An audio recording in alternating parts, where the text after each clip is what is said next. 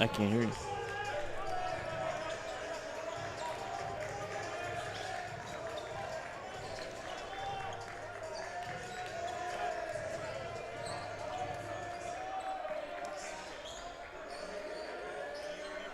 No.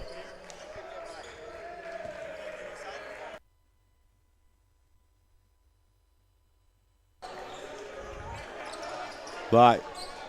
Test.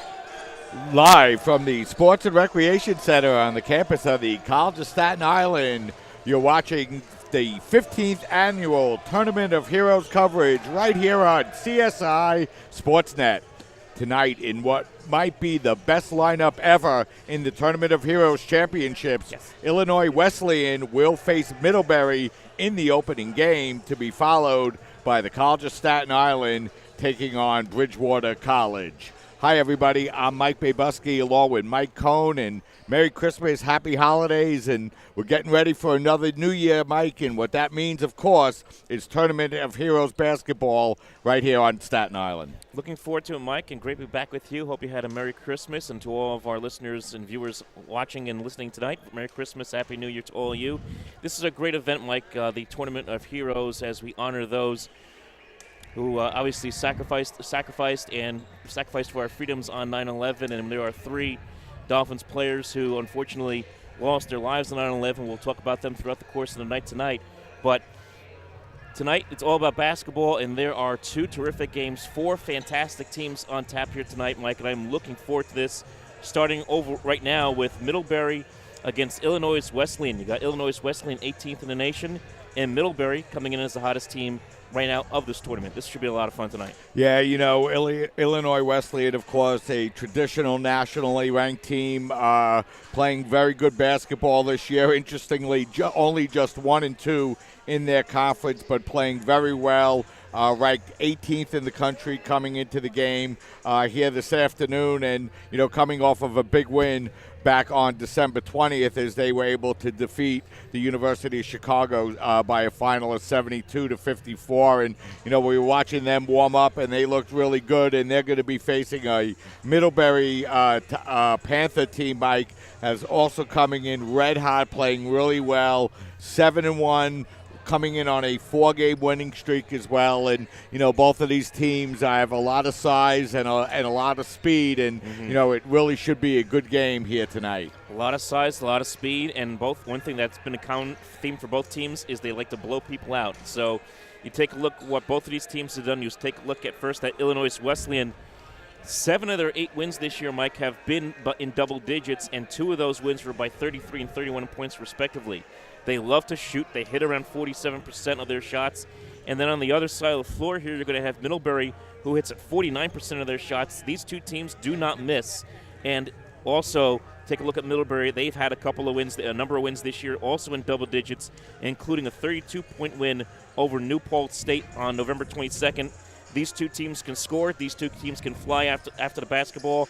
Should be a lot of fun to watch these 2 teams go at it. Yeah, and you know, looking first at Illinois Wesleyan, they have 3 players coming into tonight's game, averaging double digits. Brady Rose, the transfer player, leading with 13.6 points a game, and then Trevor Sabrino averaging over 13 points a game as well. And, you know, this is a well-balanced team. 2 other players averaging over 9 points a game. And, you know, they spread the rebounding out. They're not dominated by any one player in any of the statistical categories, really. A very well-balanced team coming in averaging 80 points a game against very good competition. Very good competition. You go up and down a lineup for Illinois Wesleyan, and you can't find a player on this roster, at least those who are in the main parts of this roster that play most of the minutes, that's shooting under 40%. Everyone's shooting 45% or better on this team.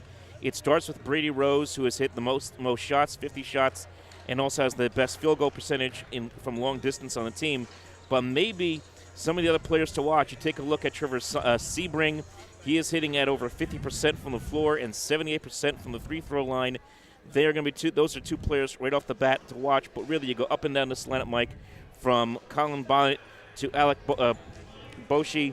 all these guys can shoot the basketball extremely well for Illinois Wesleyan. Yeah, and you have 11 players, Mike, that have played in all 10 of their games here this year. So you know that head coach Ron Rose likes to play a lot of plays, get a lot of players involved, and you could see that as this team is very balanced in all their statistical categories, and they're coming in playing very well. It's a team that's been here all week, Mike. They haven't just arrived here on Staten Island. They've been out here. They've been playing on the floor, so they're familiar with the floor, and they're ready to play. And this is a team that hasn't been in the Tournament of Heroes since back in the 2011-2012 season, going way back, and that was the year that the Dolphins made their run in the Divisional III NCAA tournament, but yet it was Illinois Wesleyan denying the Dolphins their first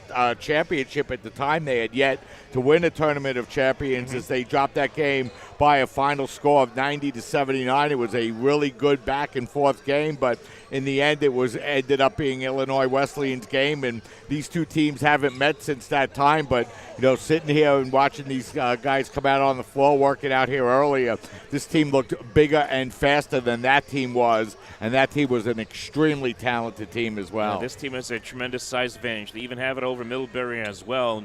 Middlebury has 6 players that are over 6'5".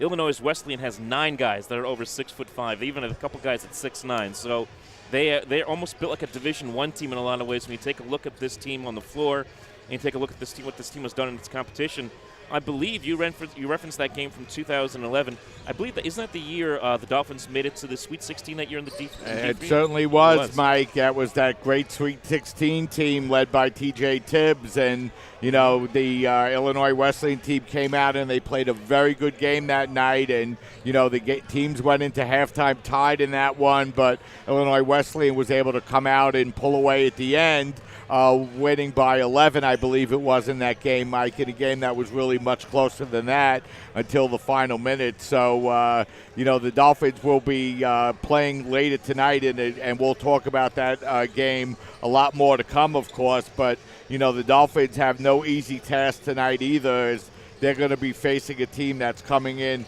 hot as well, Mike. So it should be, a really good tournament here tonight. Head coach Tony Petosa really likes to load up the talent. And, in all the years that we've been watching the tournament here, I can't remember 4 better teams in the tournament than this year. Yeah, I agree with you. It's going to be a lot of I'm really excited to see these 4 teams compete and see how the Dolphins match up against these teams. Of course, they'll see 2 of them throughout the course of the tournament. Now, let's talk a little bit about Middlebury. We haven't talked about them much. Looking through their stats, looking through their season this year, the one guy that really sticks out for me, Mike, is Jake Brown. Jake Brown, maybe he doesn't play most of the minutes, maybe he doesn't start maybe he doesn't get a lot of minutes compared to some of the others like Matt St. Amour. But, man, this guy can shoot. He is right now leading the team in shooting percentage from the floor at 47%. He's hitting from three-point distance at 43%. He hits his 3 throws, and more importantly, he likes to dish it out. He has 59 assists. Jake Brown could be a big part of this success for Middlebury if they're going to make any kind of run here against a good Illinois Wesleyan team. Mike, you mentioned Jake Brown, and Brown coming off of a 22-point game in their win against Skidmore back on December 10th, and that was Middlebury's last game.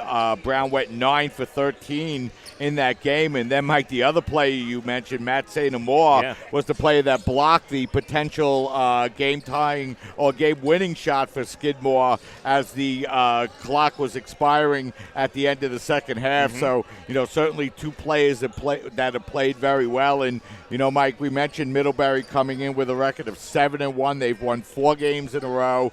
Their only loss was a 93-89 loss to Endicott back on November 27th. So the team has not lost since that date. They've had some very nice wins on the road. They're undefeated on the road. They're 4-1 at home. They're coming in playing very well. And, We mentioned already how well Illinois Wesleyan has been playing all year long as well, and they're coming in with an 8-2 record overall. So talk about two very hot teams that have been playing very well this year. And, the one thing we know is that at the end of the night, one of these teams will advance it to the championship round, and one of these teams will be going into the consolation game. Absolutely. There'll be a tough matchup for either CSI or Bridgewater, however it should play out here tonight.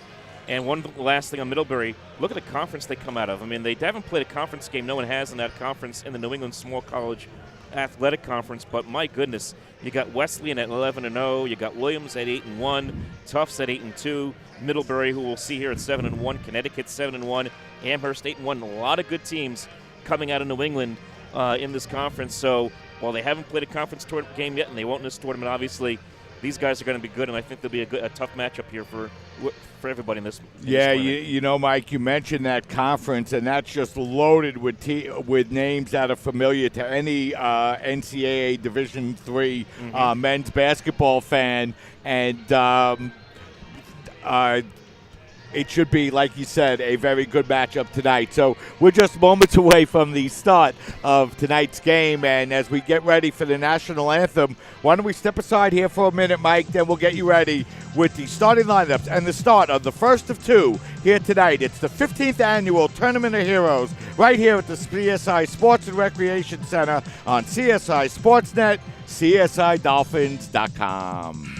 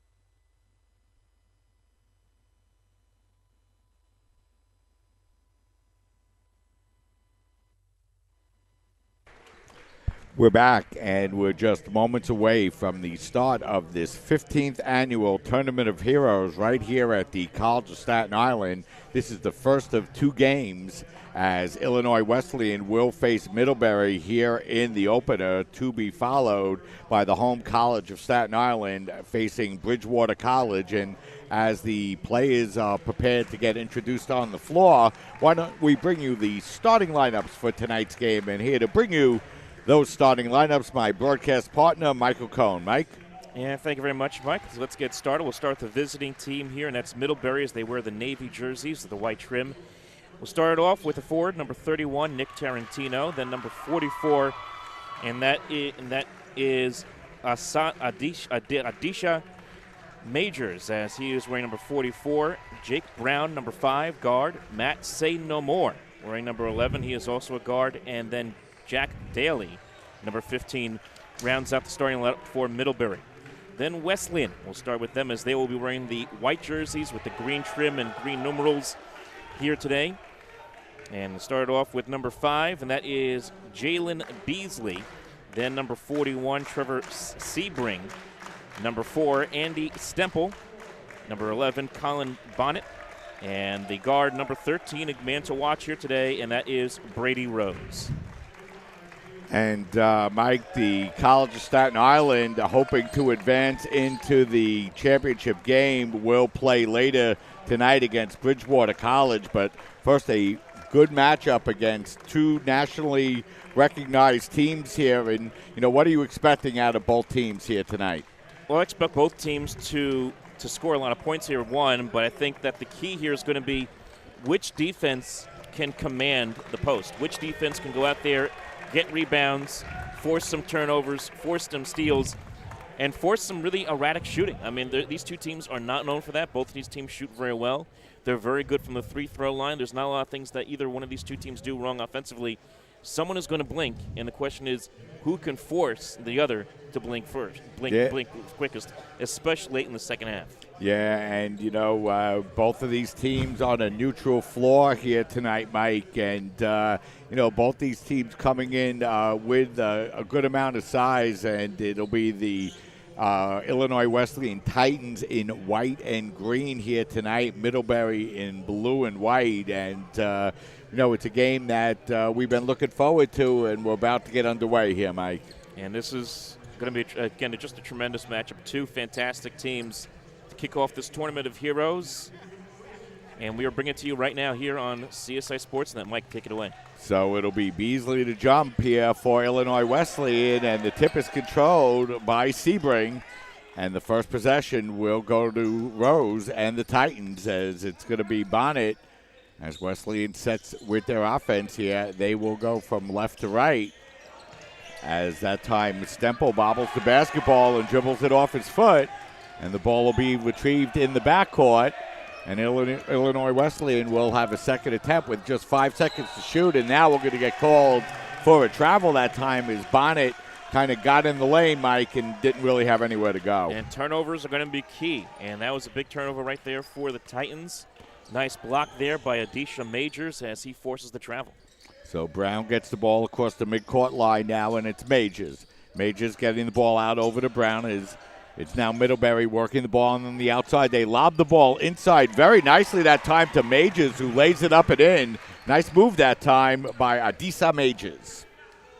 So Middlebury picks up the first points of the game, and they lead 2-0. Yeah, Adisha Majors shooting at 66% on the season. He has been a tremendous shooter, and he's going to be big throughout the course of this game tonight. So the Titans with the basketball now with 12 seconds to shoot. As the long jumper put up that time by Beasley is no good. And the Panthers control the basketball as they get the ball in the midcourt quickly. And that time hitting the floating one-hander is going to be St. Amour. And it's 4-0 Panthers. Rose working the ball up over to Stemple as Wesleyan looking for their first baskets. We're 90 seconds into the first game. Bonnet in the corner. Bonnet now gets the ball out over to Stemple. Stemple looking to work his way in the lane, but he dribbles the ball off his foot and out of bounds. And once again, it'll be Panther basketball as Panthers playing good defense, Mike, here early. Good defense. They forced a turnover, a travel, a missed shot. I mean, they have done a nice job here defensively. And they've hit their shots when they've gotten the opportunity. We'll see what they can do here on their end of the floor. Already up 4-0. So Illinois Wesleyan averaging just over 12 turnovers a game, have already turned the ball over twice. But now they force a turnover as well as Rose has the basketball for the Titans. Rose out behind the three-point line, hands the ball off over to Bonnet. Now it's going to be Sebring. Sebring hands the ball off to Rose, and the Titans fumbling the basketball here on a couple of possessions as now they look to get the ball in the lane, and we're going to have a whistle and a foul on the play. And that'll be the first foul of the afternoon, and they're going to rule that in the act of shooting. And it's going to be Brady Rose to go to the free throw line to shoot 2. And a very good free throw shooter, 13 out of 15 this year, hitting at 87%. And he hits the first. And Illinois Wesleyan gets their first points of the afternoon. They trail 4-1. Second free throw is up and in. So the Titans get on the board, trailing by a score of 4-2, as Daly will bring the ball across the midcourt line for the Panthers. Daly gets the ball up over to Tarantino. Tarantino out over to Majors. As the Panthers get the ball back to Majors, and his jumper from the free throw line extended is good. So Majors has hit one inside and out, and the Panthers lead 6-2. Yeah, Majors just a physical presence, 6'5", 235, big guy from New York. Stemple with the basketball out by the free throw line extended, gets the ball up over to Bonnet. Bonnet drives down the lane and floats it off the glass and in. 4-2, I'm sorry, Mike, but Majors breaks ahead of the field and lays it up and in. I was going to say that was a big bucket for the Titans, but Majors with the answer puts it back to a 4-point lead. He's had a good start already, 6 points. As that time working the ball inside is going to be Sebring, and he powers the ball to the basket and lays it up and in. 8-6, and now the Panthers will turn it over as they look to bounce the ball inside. They were looking for Tarantino, the 6'7" junior from Dedham, Massachusetts, Mike, but the ball went under his hands and out of bounds. So off the turnover, it'll be Titan basketball. And chance here for the Titans to either tie or take the lead here, obviously. So Alec Bosch is going to check into the game, the 6'6" senior for the Titans as they make their first substitution here of the game. Bonnet with the basketball, gets the ball up over to Rose. Rose looking to work against Daly, pulls up, and his jumper is good.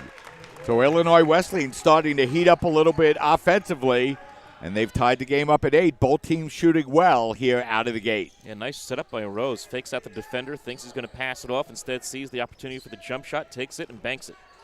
Majors going right to the basket and lays it up and in, and he's had a great start here for the Panthers. He's got 6 of their 10 points.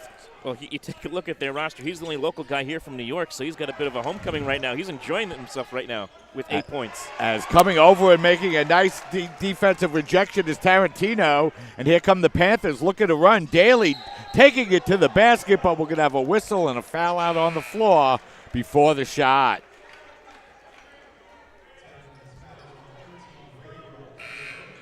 Middlebury coming out on fire, shooting 5 of 5 from the field, and they have a 10-8 lead as they will inbound the basketball from underneath their basket as Brown will look to inbound. He works the ball in the corner for the long three-pointer. That's good. Wow. So Daly buries the three-pointer, and it's a 13-8 Middlebury lead. And Daly having a good start to the day as well. Forget to mention he has had 4 assists as well before that three-point shot. Now Illinois Wesleyan coming right back as Rose buries the three-pointer, making it a 13-11 game as here comes Brown for the Panthers. Brown looked to work it inside, but instead the ball will be stolen away, and here come the Titans.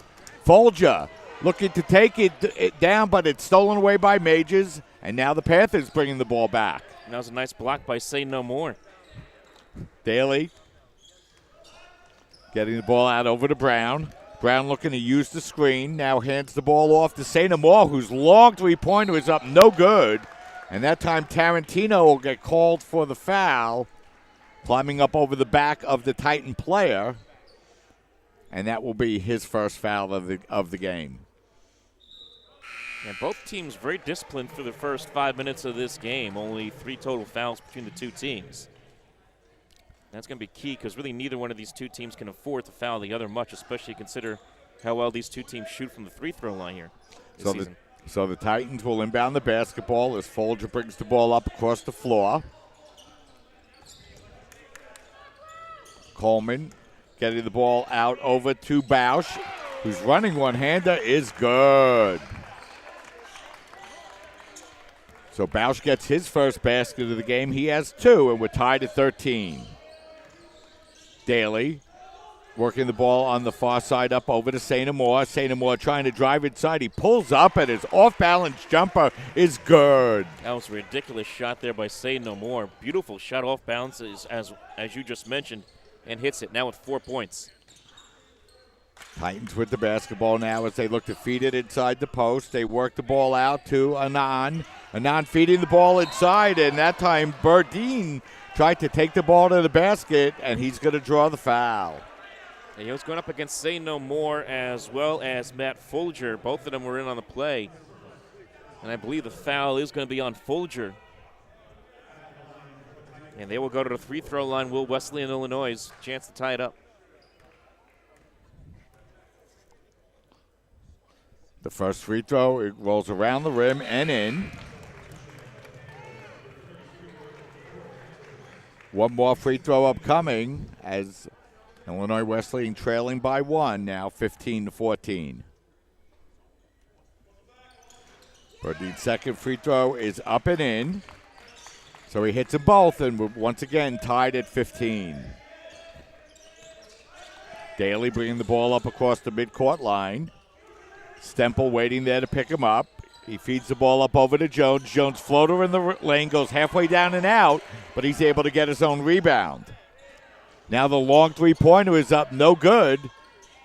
And coming down with the rebound are the Titans, and now Stemple feeding the ball up over to Coleman, whose long three-pointer is good.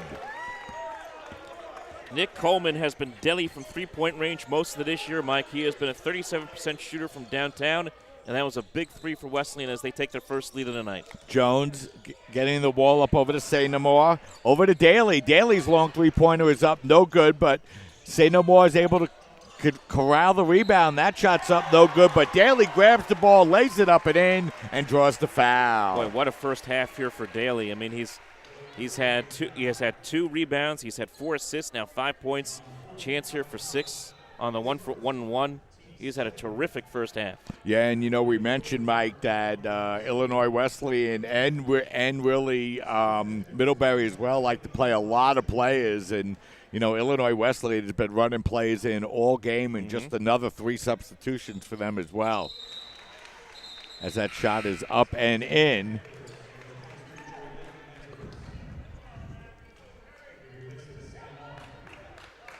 As it'll be Titan basketball. We're tied at 18 as the ball brought over the midcourt line now by Rose. Illinois Wesleyan working the ball around the three-point line. Now it's Anand. Anand bounce pass goes up over to Beasley, who now gets the ball up over to Stemple. 10 seconds to shoot on the shot clock. It's a nice stutter step move by Rose, whose floater in the lane is good. Brady Rose, the leading scorer, coming in averaging just over 13.5 points a game, gives the Titans a 2-point lead once again. And he's already gotten on. Really, both of these teams have lived up to the pedigree so far in this one. As that time, Daly looked to lob the ball inside. He was looking to get the ball inside that time to McCord. Instead, the Titans pick up a foul. And we're going to have a whistle and a timeout, and it's going to be a full timeout. So why don't we step aside, take a break. 12 minutes, 32 seconds remaining here in the first half. Titans 20, Middlebury 18. You're watching Tournament of Heroes coverage right here on CSI Sportsnet, CSIDolphins.com.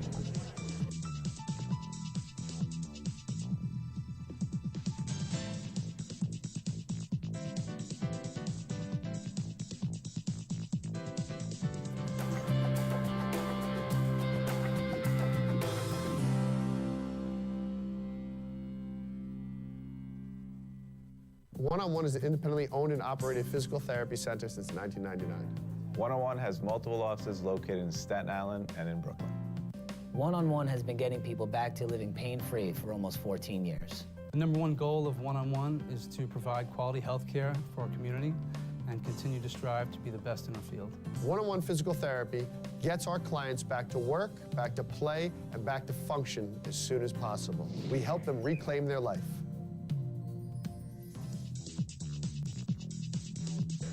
We're back here. Illinois Wesleyan leading by 2, 2018. Mike, both teams on fire from the field here in the first half. Yeah, both teams shooting well over 60%. As another shot is in.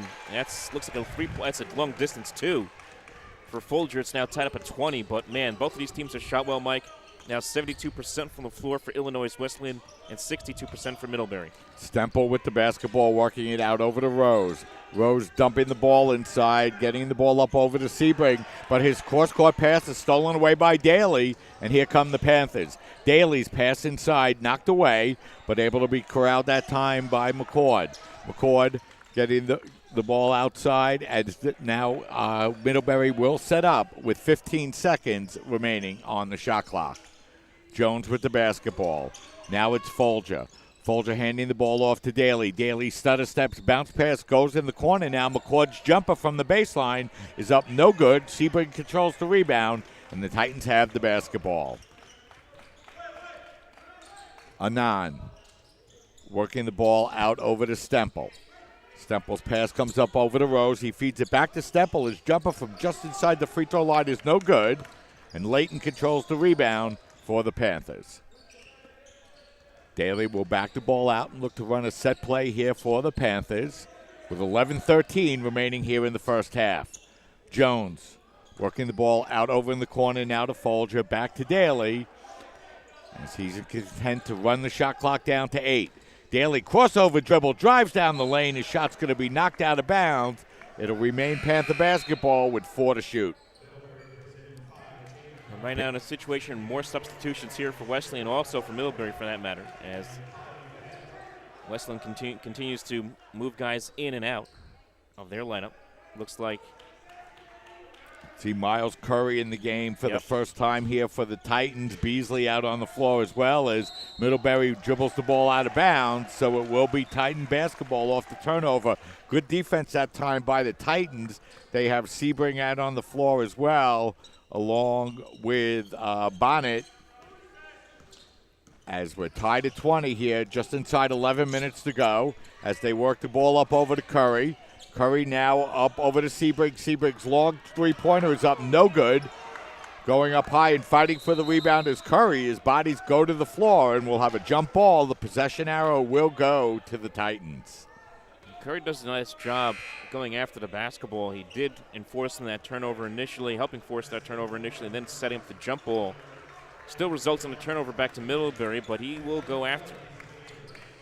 Very good bench player for this Titans team. And Middlebury will make a couple of substitutions on that possession as well, as Brown will bring the ball up the floor as they look to work the ball inside. The bounce pass goes up over to Majors. Majors trying to fight his way inside, but he's going to get called for the travel.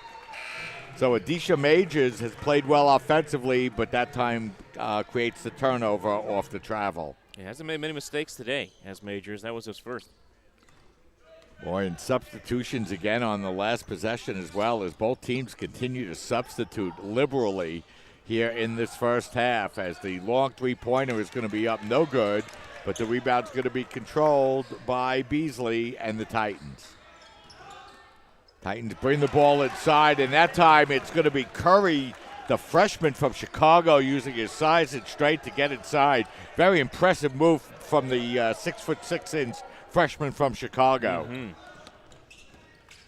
Rose now with the basketball off the Middlebury miss. They have a 2-point lead, as it's going to be Rose with the basketball, feeding it out over to Bonnet. Bonnet drives down the lane. His floater is up and in, and he draws the foul. Yeah, nice play there by Bonnet, just putting it up and getting it to drop in, getting the foul as well, as you just said, and now gets a chance to add 1-on-1 and give Wesleyan their largest lead of the game. Right now at 4, chance to make it 5. And you can see that Wesleyan is a team that just grinds people out. And they have grinded things out. Maybe they haven't played their best half of basketball so far up until this point, but they're starting to take control, at least for the interim, with 9.5 to go. Yeah, they lead by 5 now as Bonnet completes the three-point play, and now it'll be Middlebury with a big possession here as Brown has the ball. Gets the ball up over to Tarantino. Tarantino gets it over to Say No More. And now it's going to be Norton bringing the ball all the way across the perimeter. Shot clock down to 5 as Brown looks to put the ball on the floor. We're going to have a whistle and a foul on the play, and it'll be before the shot, as that's going to be on Bonnet. And, you know, you could really see, Mike, over the last couple of minutes how the Titans have really turned up the defensive intensity. Yeah, they really have them. Forcing turnovers, forcing uncomfortable shots here from Middlebury. Right now going after the basketball, and there's another nice strip as they had 3-on-1 in that situation. Yeah, that foul looks like it's going to be called as well. Yeah, it will be a foul as Brown will get the foul as he went hard to the basket and went hard to the floor. And we're going to have a personal foul. This one is going to be called on Coleman, and Brown will go to the free throw line to shoot 2. As his first free throw is up and in. Brown coming in shooting 85% from the free throw line. And he talked about Jake Brown in pregame, how he would be an important part of this ball game here tonight. He's had a quiet first half. He has hit his first free throw, missed the second. And another foul called there, Mike, on the rebound by the Titans. Yeah, and this one is going to be called on Majors, and that's going to be in the backcourt. As each team now with 5 team fouls, as it'll be Coleman bringing the ball across the midcourt line now for the Titans. He gets the ball up over to Bausch. Bausch now gets it over to Curry. Now to Seabrig. Seabrig look to get the ball inside. Instead, pass will be stolen away by the Panthers. Fed ahead to Majors, who lays it up and in. Nice job by Majors, scoring 2 points, putting up the deuce, get his team back to within 2. He was really quiet for a few minutes there after a sizzling start. So we're going to have a whistle on the play. I believe it's going to be a delay of game warning against the Panthers. So it will be the Titans to bring the ball up the floor as Coleman brings the ball up the floor. Titans lead by 2, 25-23. Curry out beyond the three-point line, gets the ball up over to Sebring. Sebring now gets the ball up over to Coleman. Now the Panthers turning up the defensive intensity. Bausch with the basketball, feeds it up over to Curry. Curry looks to kick the ball back up over to Bonnet. He drives down the lane. His shot's no good, but there to pick up the weak side rebound wide open and lay it in is Curry. And Wesleyan opens the lead back up to 4, 27-23. Knight's bounce pass that time inside to Sademore, but he misses the shot. But the Panthers control the rebound, and now it's Brown with the basketball. He gets an open lane to the basket, but misses the layup, and the rebound is going to be grabbed now by Coleman. Coleman's pass looking ahead for Bonnet is going to go out of bounds, so it will be Panther basketball. 7:44 left here in the first half. Illinois Wesleyan leading by a score of 27-23. Good back-and-forth action here in the first half. Excellent back-and-forth action by both of these teams. Both offenses have been in command at different points. Right now, Wesleyan has the advantage. They've played a little bit better defense lately. And Middlebury, who got off to a sizzling start, just trying to get themselves situated at this point with 7.5 to go, but still laying down 4 points. And they've been playing good basketball, but there's another turnover. And, again, the size advantage for the Titans, Mike, playing a big role inside the paint. Yeah, that time Tarantino turns the ball over, and now it's going to be Rose working the ball up over to Coleman. Coleman, bounce pass goes up over to Rose. 15 seconds to shoot here for the Titans. Rose kicking the ball back out to Bausch. He tries to drive it into the basket. Now he feeds it out for the long jumper. That's going to be no good. And the rebound's going to be grabbed by Brown. And here comes Middlebury as we're going to have a foul out on the floor. And that's going to be against Coleman, I believe. And that'll be his second foul. He didn't like that foul. I can understand it. Looked like he was trying not to get his hand inside, but it looks like they did call him for that. Yeah, it was a call that Coleman certainly did not like, as we have 7 minutes, 2 seconds remaining here in the first half. Titans leading the Panthers by 4, 27-23. Ball gets worked out to Sainamore, and we're going to have a whistle, and we're going to have an offensive foul. And that's going to be on Sainamore. That's going to be his first, the team's sixth. So I thought that was a tough call that time on Sainamore. Tough call on each team off of that possession. And it'll end up being Titan basketball off the pair of turnovers. Stempel with the basketball. The feed goes inside to Anand. We'll bring the ball out now with 15 seconds to shoot. Bausch behind the three-point line. Gets the ball up over to Rose, whose long three-pointer is good. Illinois Wesleyan now 3 of 6 from the three-point line, but coming right back is Majors to lay it up and in. That was a big basket, Mike.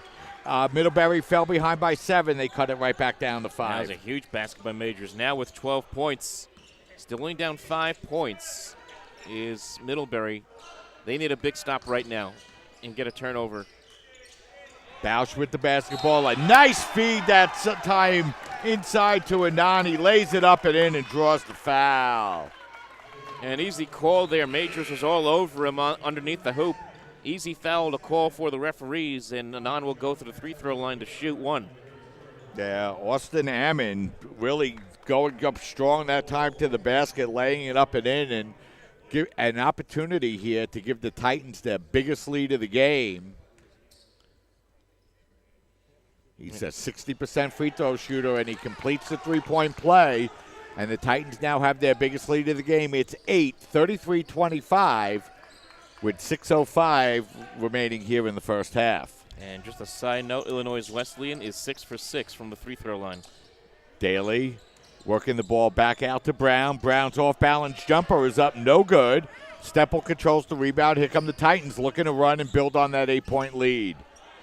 Oh, wow. Bausch, the long three-pointer is up, no good, but we're going to have a whistle and a foul called on the play.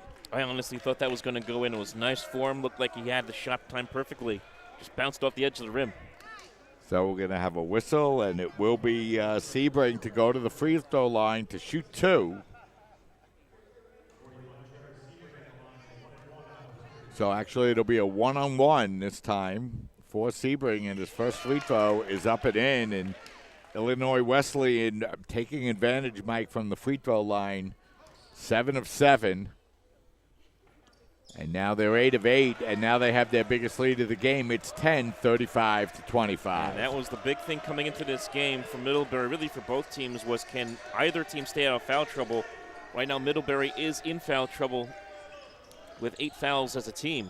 Jones takes the long jumper. That's way off, and you could really see the quality opportunities going down and down for Middlebury as Illinois Wesleyan continues to tighten up the defense, and they have a 10-point lead now, and the basketball is we're going to have a whistle and a foul called on the inside. I believe that's going to be called against McCord. It will be. It's going to be the second on McCord and the team's 9th, so that's going to lead to more free throws here for Sebring as he'll go to the line to shoot a 1-and-1. He just hit a couple of free throws here for the Titans, and he's a 78% free throw shooter. And, you know, the Titans coming in shooting 73% from the line, Mike, 8 for 8 so far here tonight, and now 9 for 9, including the front end of 1-and-1s. And, you know, boy, your offensive numbers go up when you hit your free throws. They really do, and this team does not miss many shots. We talked about it in the pregame. They even hit their shots in the field of play. They hit around 40% from long distance, hit around 45% from the field. They do not miss at all. You can see why they are ranked 18th in the nation by D3Hoops.com. Yeah, they're shooting 57% from the field and 100% from the free throw line, and they have a 12-point lead as Middlebury needs a basket, and they need one badly. Daly working the ball up over to Jones, whose long three-pointer is good, and, Mike, that's just what the Panthers needed. Yeah, they needed that. Now they need a stop. I mean, that's the next thing they need right now after getting that 3. So Jones gets his first basket of the game. He has 3 points. Let's see if the Panthers could turn up the defensive intensity as Stempel has the basketball now out by the three-point line. Stempel, a nice feed inside that time to Bausch as they work it across. Good defensive play by the Panthers, and here they come. Daly working the ball out for the long three-pointer by Sainamore. It's going to be no good, but we're going to have a whistle and a foul on the play, and this could be a 3-shot foul, Mike. And it will be because he got hit in the process of shooting, so he's going to shoot 3 throws, 3 of them here. And he's a good free throw shooter as well. So Sainamore will go to the free throw line here. He's hitting at 72%, 28 out of 39 from the charity stripe. As his first free throw is up and no good. And Middlebury now just 2 of 4 from the line. So that's been a little bit of a negative for the Panthers here so far in the first half. As he comes back and hits the second, he'll have one more upcoming. 5 points in the game so far for Sainamore. Isn't it amazing how 3 throws can sink you or help you in a basketball game? Yeah, they sure can as he hits 2 of 3. And Middlebury now able to cut the lead down to 7 with 4 minutes and 25 seconds remaining here in the first half as Rose brings the ball across the midcourt line and hands the ball off over to Bonnet. Bonnet guarded tightly there by Jones. Now handing the ball off back to Rose. Rose working beyond the three-point line. Bounce pass goes into Stempel. Stempel guarded tightly that time by Sainamore, but a beautiful feed inside to Sebring, who lays it up and in. How did Sebring get so wide open? There was nobody around him. Sebring now has 8 points for the Titans as they lead by 9, 39-30. That's a total miscommunication, obviously, by Majors. He's the one who should be on that assignment. The jump shot now by Folger is up no good. Going up high for the rebound will be Sebring. But now the Titans turn the ball over, and it's a 3-on-3. Going hard to the basket that time is going to be Sainamore, and he's going to draw the foul. And I thought that time, Mike, the Panthers might have been a little fortunate. I think he might have just lost his footing and was able to get the foul on the play. And one thing the Titans are doing is they're starting to take a physical toll here on Middlebury. And, you know, he talked about a lot of the substitutions made here by Illinois Wesleyan as that free throw is made, first one in. Can't say enough about fresh legs in a basketball game. If you can keep your guys fresh and move guys in and around and you have the talent to do it, it can certainly benefit you over the course of a long 40-minute basketball game. That's the case here for this ball club, the Titans. So Sainamore hits the second free throw. He hits them both. He has 7. And the Illinois Wesleyan lead is 7, once again, 39-32. They worked the ball inside that time for Sebring, and now we're going to have a whistle and a foul called, this time on the Panthers. And that's going to send Trevor Sebring, the 6'8" senior, to the line where he will shoot 2, as Middlebury will be in the double bonus now for the rest of the half, as the first free throw is up and in, and it's now 11 in a row, Mike, for the Titans. And Sebring's only 5 for 5 from the free-throw line. Second one is up and in, so 12 of 12 from the line, and with a 9-point lead, Titans making the most of their opportunities. Brown with the basketball. Gets the ball out over to Jones. Jones looking to get it up over to Sainamore, but he has the ball knocked out off his leg and out of bounds. And it will be Titan basketball with a 9-point lead with 3 minutes, 12 seconds remaining. What's been an exciting first half here at the Sports and Recreation Center. Game 1 of the 15th annual Tournament of Heroes. The College of Staten Island will be in the second game here tonight as they will face Bridgewater College. Stempo with the basketball now. As the Titans look to work the ball inside, they get the ball up over to Sebring. Sebring now feeding it up over across court as they get the ball inside. It's that time Stempel's shot's going to be knocked away. And here come the Panthers. Brown, the long three-pointer is up, no good. And Beasley goes up high for the rebound for the Titans and hands the ball off over to Bonnet. I didn't like that possession at all there for Middlebury, Mike. Kind of a wasted possession. You take a quick 3 when you really don't need to. And now Middlebury making a nice defensive play on the rebound to bring the ball up the floor as it's Brown with the basketball. Brown, nice bounce pass over to Tarantino, whose long jumper from the top of the key is good. And head coach Ron Rose has seen enough. He's going to take a timeout. It's going to be a 30-second timeout. We'll keep it right here where Illinois Wesleyan's lead is down to 7, 41-34. And, you know, Middlebury's done a nice job, Mike, hanging in the game here. It looked a couple of times like Illinois Wesleyan might go on a bit of a run and open that lead up into the double digits, but each time Middlebury's done a nice job reeling them back in. Yeah, they do. They either get a nice block shot or they are able to get a big jump shot, as that was the case there from Tarantino to cut it down to a 7-point game. So they've stuck around. But one thing that stands out for me is just the physical presence and size of Illinois Wesleyan and the Titans, as they have really dominated on the boards in a lot of shapes and sizes in this first half. And again, all the substitutions they make, they are having a lot of fresh guys come off the bench, and for Middlebury, a little bit tough to keep up with that kind of physical presence. Both teams with 7 turnovers here in the first half. It's been a pretty even game here statistically, but it's the Titans with a 7-point lead as we approach 2 minutes remaining here in the first half. Bonnet working the ball up over to Beasley. His long jumper is up, no good. Rebound grabbed by Tarantino. And here come the Panthers. As that time, Daly kind of got knocked to the floor on the play, and the ball's going to be knocked out of bounds. Last touched by the Titans, so it will remain Panther basketball. 1 minute, 54 seconds remaining here in the first half. 24 seconds remaining on the shot clock.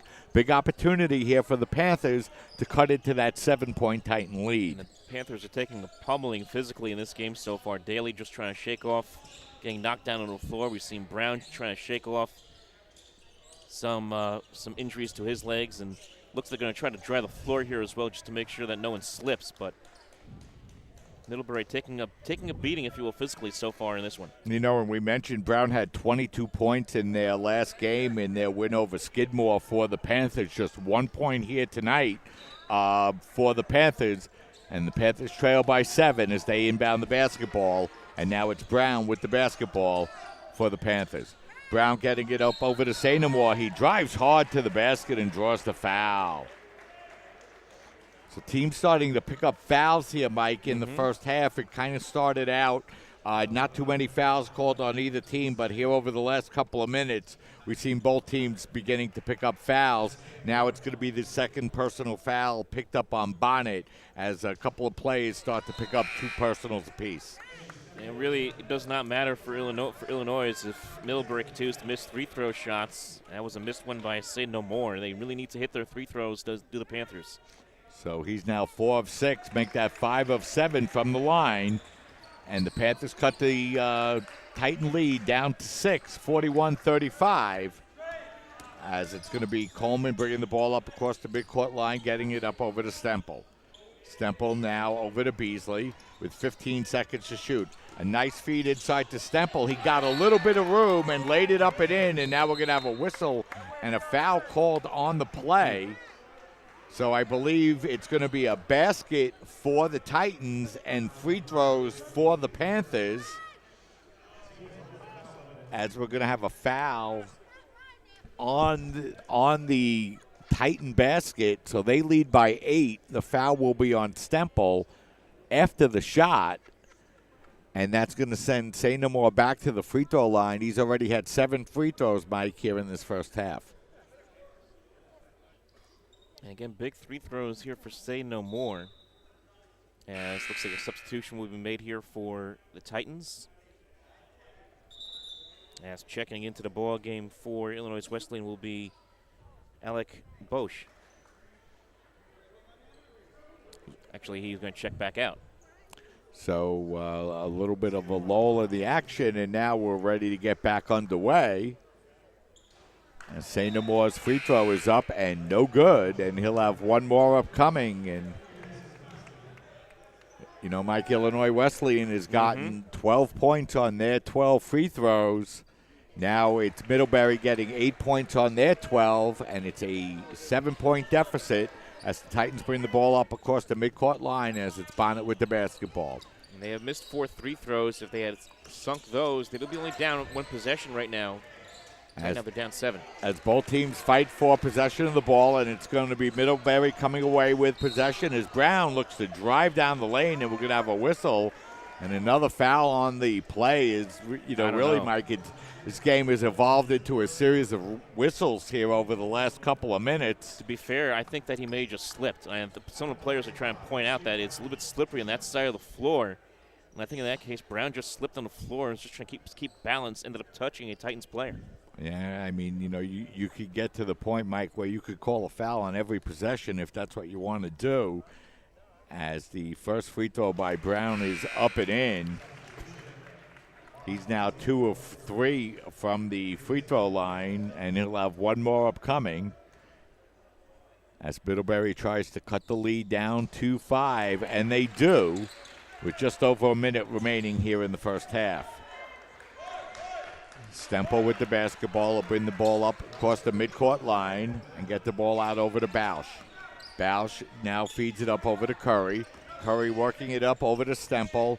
Now the Titans working the ball out over to Fatlico. His shot is knocked away, and here comes Illinois Wesleyan with 40 seconds remaining as Brown puts up a wild shot, and we're going to have a whistle and an offensive foul called on the Panthers, and that's going to lead to free throws here. A little bit of a sloppy finish here to this first half by both of these teams. Both of them were playing so crisply, and a lot of fouls. Both teams having difficulty trying to keep their balance on a wet floor a little bit as well. As that will be a foul on Daly. Curry will go to the line to shoot 2 as his first free throw is up and no good. He's 0 of 3 from the line as a Division III collegiate player, Mike. And he ends the run-up perfection there for the Titans, who are now 12 of 13, now 12 out of 14 from the free throw line. As the ball is going to be attempted to be rebounded by Bausch. However, he's on the end line. So it will be Panther basketball, trailing now by just 5. About a 10-second differential from the shot clock to the game clock. As the long three-pointer that time by Folger is up and in, and we're back to a 2-point game. As a monster three and a big possession there from Middlebury. Folger with a big-time three-pointer, 5 points now. It's only a 2-point game, 43-41 with 20 seconds to go. About a half-second difference between the shot clock and the game clock right now, Mike. So Stempel with the basketball. Stempel looks to feed the ball inside. Instead, it's going to be stolen away. And here comes Brown with the basketball. Still 7 seconds left. Brown has plenty of time. He drives down the lane, and we're going to have a whistle and a foul called on the play. And that's a big foul right there. Inside. Yeah, Mike, again, I don't know about that call either. You got to be able to play defense. And, that time it looked like Brown got himself into a little bit of a hopeless position. And, if you can't do that, you can't play defense. And it's going to be Brown to go back to the line to shoot 2. And hopefully there'll be a little more flow in this second half, Mike, because these last couple of minutes have, really deteriorated into free throws. We've now had 29 free throws here in the first half. That's a lot. One more free throw upcoming, and that second one is up and no good. 2 seconds remaining as we're going to have. That should be a foul right there, as really both players collided. Both of their momentum was carrying one another into each other, and the ball bounced off the head. Yeah, it's just going to be a side out now for Illinois Wesleyan. Their lead that had been in double digits is down to 1, and we have 20 minutes in the book, Mike. A good first half and 1-point game. Anybody's game, Mike, going into the second half. Anybody's game, really. Both of these teams, one thing that stands out, especially towards the end of that first half, we saw a lot of free throws, a lot of fouls were called there in the final 2-3 minutes of the first half. But I thought overall was a good competitive first half between these two teams. We see two teams that shoot the ball very well, two teams that hit their free throws very well, and really no surprise that we have a 1-point game going to halftime right now. And, Illinois Wesleyan went out and led by as many as 12 in this game, Mike. They led by a score of 37-25, but it was Middlebury closing on a 17-6 run in the first half to make it a 1-point game. So we're at halftime here at the CSI Sports and Recreation Center. Illinois Wesleyan leads the Panthers by 1, 43-42. We'll step aside, take a break. We'll get you halftime statistics and get you ready for the second half as you're watching men's basketball coverage of the 15th Annual Tournament of Heroes right here on your voice of CSI Sports, CSI Sportsnet, CSIDolphins.com.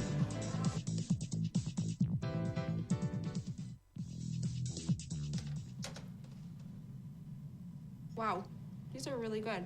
You act surprised.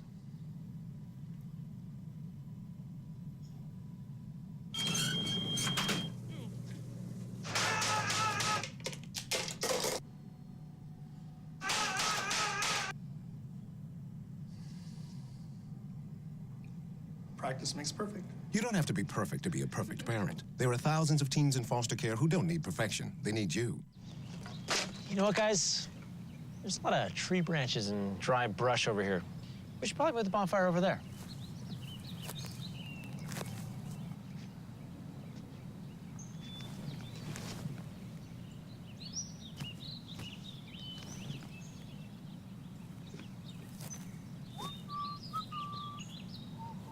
I'm guessing Smokey liked that idea.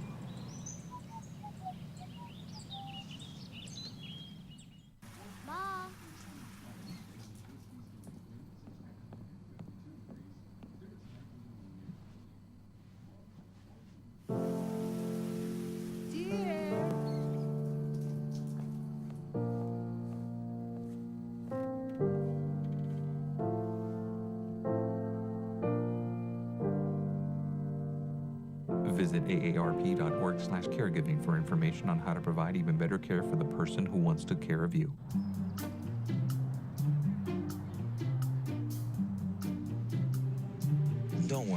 74 people were picked before me in the NFL draft. To fight childhood obesity, United Way and the NFL are helping kids play at least 60 minutes a day. Okay, time for the team obstacle course. Yay!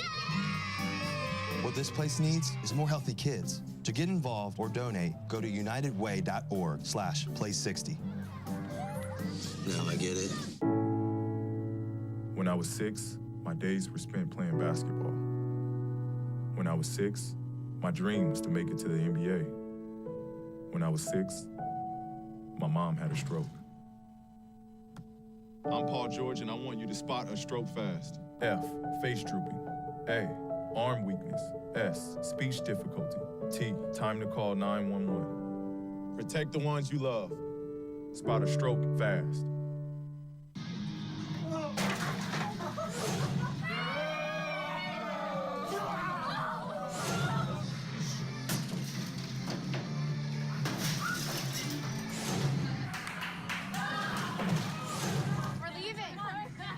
Most party fouls are pretty dumb. But if you decide to drink and drive underage, you could lose your license and your freedom.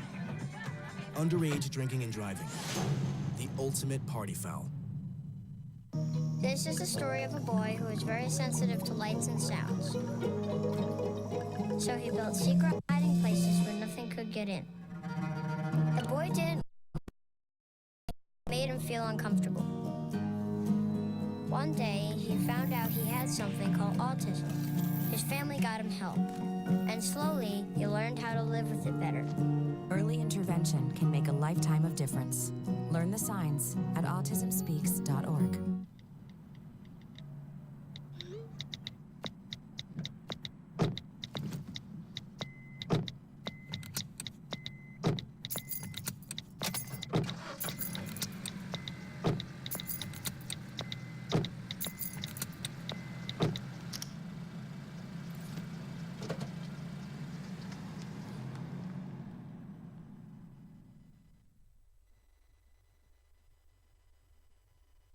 They said I have troll teeth. That my voice sounded like a possessed baby doll. That no one would ever love someone as stupid as me. That I was fat, ugly. Disgusting. The effect of bullying is potent. We will no longer be the silent majority. Now, when you see online bullying, there's something you can do about it. We're gonna take action with the I. I am a witness. I am a witness. I am a witness. I am a witness. I am a witness, and so are you.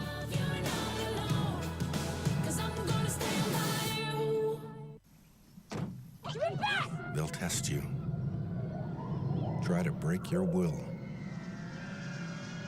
But however loud the loudness gets, however many cheese puffs may fly, you're the driver, the one in control. Stand firm. Just wait.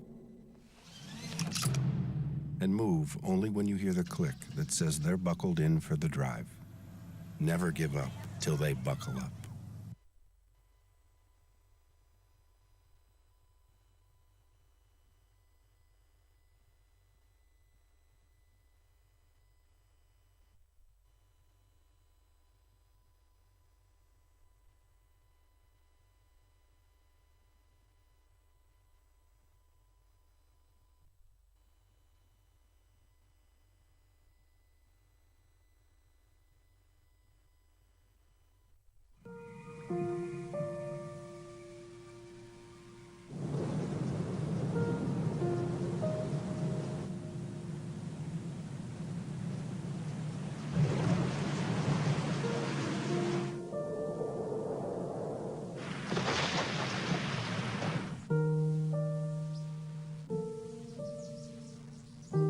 Don't wait. Communicate. Make your emergency plan today.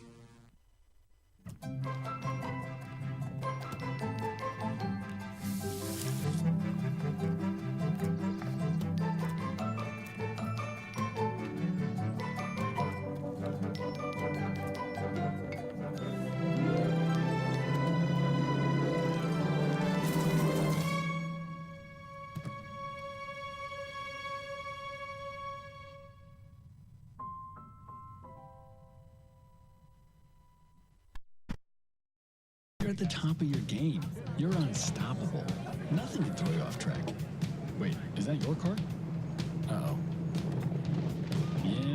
saw that coming. That will throw you off track. You're looking at around 10 grand in fines, legal fees, and increased insurance rates. Let's try this again. Smart move. Because buzz driving is drunk driving. I'm a teacher. Let me tell you what I make. I make learning a privilege, not a chore, and frustration a tool, not an obstacle. I make working hard seem easy and giving up impossible. I make an old subject feel like a fresh thought and unconventional methods common. I'm a teacher. I make more. You make me wear my bike helmet. Taught me never to run with scissors. And to follow the swimming rules. You tell me to stay away from drugs. To always buckle my seatbelt. So why do you keep a loaded gun in your drawer? How safe is that? You asked them to follow some safety rules. Now they're asking you. In fact, they're counting on you. Never let your gun get into the wrong hands. Remember, always lock it up. Visit ncpc.org. La la la la la la. I love you so. I love you. I love you. La la la la. La la la la la la la. We're here. It's a short drive from your neighborhood to your naturehood. To find a neighborhood park or green space near you, visit discovertheforest.org.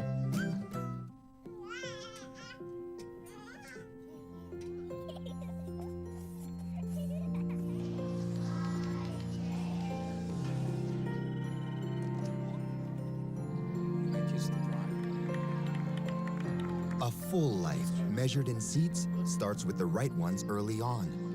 Car crashes are a leading killer of children 1 to 13. Learn how to prevent deaths and injuries by using the right car seat for your child's age and size. Okay, so what would you bring to my company? What do you need? I need problem-solving skills. I got through high school without a car, a phone, or a computer. No college degree, though. Not yet, but life's taught me a lot, and I'm ready for more. Well, you're not the typical kind of candidate that I hire. But you are exactly what I'm looking for. Your company could be missing out on the candidates it needs most. Learn how to find a great pool of untapped talent at gradsoflife.org. Oh! Checking your fantasy league? Nah, just my 401k statement. Nice. Where'd you find the money for that? I just been saving a little every month. I can't seem to save anything. Well, what about all this? What about the money you're spending? What money? It's gone before I can get my hands on it. I got a pizza for a Todd. Hey, can somebody spot me? When it comes to financial stability, don't get left behind. It's 547. Get tools and tips for saving at feedthepig.org.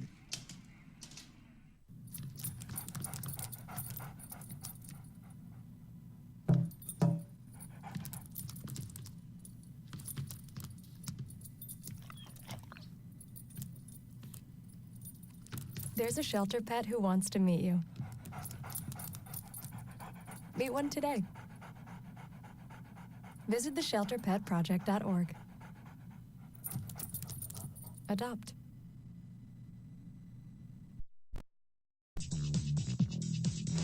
We're back here, and we're just moments away from the start of the second half. Illinois Wesleyan leading Middlebury by a score of 43-42. I'm Mike Babusky along with Michael Cohn. And, you know, Mike, it was a game that Middlebury jumped out to an early lead. They led by as many as 13-8 with 5 minutes and 46 seconds remaining. But then it was Middlebury that went on a run to take a lead of 37-25 as they took a 12-point lead with just over 5 minutes remaining in the half. But then a big, strong closing run by the Panthers, and it's a 1-point game here at halftime. Yeah, very big finish for the Panthers as they close the deficit to just 1 point, 42-43. And you take a look at the stats overall, Mike.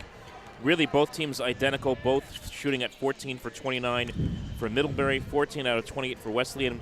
Really, both teams have been even all the way through. Both teams have shot free throws very, very well. But for Wesleyan, remember, like you said, they had a big lead at one point in this game. They had that 12-point lead. and they were shooting at 57% from the floor when they had that 12-point lead. Now down to 50% from the floor, so they obviously offensively need to make their shots. They did miss some shots there. Middlebury tightened up a little bit defensively towards the end of that first half, and we also saw a lot of foul calls towards the end of that first half. I think for the second half, you like to see both teams, just let both teams play a little bit. Don't call the foul or the whistle so many times. Let both of these teams play, and also, like we said at the beginning, someone's going to blink by the time this game is over. Someone's going to, because both these teams shoot the ball extremely well. The question is going to be, which team has the strongest run towards the end of the game? Which team plays the best defense towards the later half of this second half is going to determine who wins this basketball game here tonight. And, Mike, just to build on what you're saying, we look at the fouls for both teams. Illinois Wesleyan really in a little bit more foul trouble, Mike. Coleman with 3 fouls, 2 fouls apiece on Sebring, Rose, and Bonnet. On the Middlebury side, you're just looking at a couple of players, McCord and Majors, with 2 personal fouls apiece. And, Mike, you mentioned a lot of fouls. There were 23 personal fouls called in that first half. That's a lot, and that could mean that foul trouble could play a role here in the second half. It really could. And you mentioned a couple of players there for Wesleyan who have some foul trouble, especially Coleman, who has 3. So, he doesn't have too many more fouls to give, obviously, in this basketball game before he ends up in some serious foul trouble or out of the game. So we'll see how Illinois Wesleyan handles some of the foul trouble. They've been moving guys in and out of the lineup all day. I would expect that to happen a lot here in the second half. But again, for Illinois Wesleyan, if they're going to win this game against Middlebury, they got to try to close out a half a little more soundly than they did in that first half. And for Middlebury, they got off to such a strong start this ball game. We saw Majors got off to a fast start. He was 4 for 4 to start the game. Right now has 6 for 6 with 12 points. Let's see if he can get going here in the second half.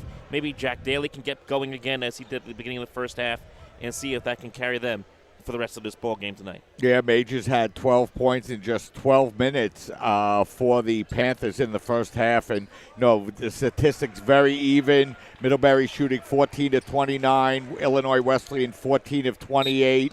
Illinois Wesleyan out-rebounding Middlebury by 1, 16-15. So underway here to start the second half. It'll be the Titans with the basketball and a 1-point lead. Titans look to lob the ball inside. They look to get it into Bausch. He gets it over to Beasley. His shot's no good, and here come the Panthers. Brown with the basketball.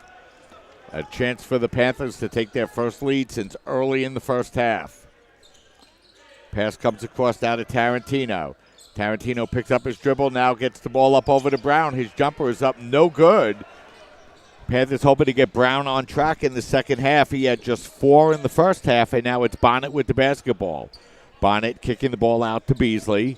Beasley over to Stemple. Now it's going to be fed inside by Rose as he gets it to Sebring. And now the Panthers going to be stolen away as Bonnet goes down hard on the floor. Panthers with the basketball is missing the layup. It's going to be Say No More. And the Titans control the rebound as Bonnet was shaken up on the play, but does appear to be okay for the Titans. Yeah, he's still blinking his eye there. I'm not sure if the basketball came up and hit him in the face or if a hand got in his face, but either way, he's a little bothered by it right now. Still bothered by it, you can see. So the ball's going to be knocked out of bounds, and we're looking for the first points here in the second half as the Titans look to inbound the basketball, and they get it up over to Sebring. Sebring handing the ball off to Rose. He'll now get the ball up over to Bonnet as we're inside of 10 seconds to shoot on the shot clock. Bonnet passes it up over the long three-pointer that time by Stemple is no good as the shot clock was winding down, and coming back quickly on the fast break is going to be Daly, and he lays it up and in. So Middlebury comes all the way back, Mike, to take the lead, 43-44. They've been playing good defense at the end of that first half, playing good defense here to start the second half. And Daly with the big shot. We talked about him being a big contributor here for Middlebury here in the second half. He's going to need to be. Gets off to a good start. So the Titans now in possession of the basketball, trailing by 1 after leading by as many as 12 as that shot is up, no good. And the putback, that time by Beasley, is no good. And the Panthers have the basketball and a 1-point lead. Daly getting the ball out over to Brown. And now it's Majors out behind the three-point line, handing the ball back up over to Daly. The long jumper is up, no good. Sebring controls the rebound, and we're going to have a whistle and a foul on the play, and that's going to be a foul on Tarantino. And that's a big foul there, Mike, on Tarantino, as he is going to pick up his second personal, and really a foul he didn't need to commit, Mike. No, he didn't need to commit it. And fortunately for him, he did. He is now the third player with 2 fouls there for Middlebury, as I know they cling to this 1-point lead, and the Titans with the basketball once again. Rose with the basketball out by the three-point line. His pass is going to be stolen away by Brown, and here come the Panthers. Brown looking to take it from coast to coast, and he lays it up and in. Jake Brown with the basket. He's got 6. His first basket of the game, and the Titans lead by 3 now, 46-43. And Jake Brown had a very quiet first half, trying to make a presence here in the second half. Does a nice job on a steal, and then puts up the layup, and here's another turnover. Brown dishing it back out to the top of the key. The missed three-pointer. As the long three-pointer that time by Say No More is up and no good, as we're going to have a travel called on Rose, as Rose caught the ball and really didn't put the ball on the floor. I thought it was a pretty good call, Mike. So it's going to be Panther basketball with a 3-point lead, and Panthers have done a nice job, Mike, after falling behind by 12. Majors with the basketball. He drives it to the hoop. Ball blocked nicely by the Titans. And here come the Titans with the ball. Bonnet. Bonnet at the free throw line extended. Gets it up over to Beasley. Now it's Stemple. Stemple looking to drive, and he feeds the ball inside that time for Sebring, who lays it up and in and draws the foul. That's big points right there for Sebring and for Illinois Wesleyan. They needed that one. Got a little bit sloppy here to start this second half with the fouls as well as the turnovers. They needed that bucket. And they'll go to the free throw line with Sebring with the chance to tie it up on the 1-and-1. So Sebring goes to the line. He's able to complete the 3-point play. He leads the Titans with 13 points, and we're tied once again at 46 with 16:25 remaining here in the second half. McCord with the basketball. He hands it off to Brown. Brown working the ball up over to Daly. Daly tries to drive down the lane. His floater is up, no good. Wow. But they're all alone for the weak side rebound is McCord, and he lays it up and in. That penetration, Mike, left the weak side all alone to McCord, and he lays it up and in to give the Panthers a 2-point lead. Is now coming from behind beautifully is Brown to steal the basketball. He feeds it ahead to Majors. He misses the layup, grabs his own rebound, but he's going to be fouled before the shot. Boy, they are attacking the basketball, taking advantage. First, the weak side rebounds for points, and then again Brown with another steal, setting up Majors. Ends up drawing the foul. Still possession here for Middlebury and a chance with a new 30 on the shot clock. Here comes Brown. His off-balance jumper is good, and if Brown starts to heat up here in the second half, that will really help the Panther attack as they now lead 48-46. Pass is going to be stolen away beautifully that time by Say No More. He drives to the basket, and he's fouled hard on the play. And there's just tremendous speed here by Middlebury. They're attacking the basketball, attacking the net. Illinois Wesleyan just trying to keep up. Some players just trying to lose their breath. See some players complaining to the officials, saying that maybe Middlebury being a little too aggressive offensively, but still, Middlebury doing a great job as they're up by 4 points right now, a chance for a few more. So that time, Say No More is fouled hard on the play. The foul is going to be called against Bonnet, and that's going to be his third foul for the Titans, but Say No More misses the first free throw. He's just 6 of 10 from the line, now 7 of 11, and Middlebury opens their lead back up to 5, 51-46. This is their biggest lead for Middlebury on the entire game, if I'm not mistaken. And getting the ball up over to Bausch. Bausch working the ball out in the corner now to Stemple. Stemple back up over to Bausch. His long three-pointer is no good. Daly grabs the rebound, and here comes the Panthers. Say No More. His long three-pointer is good.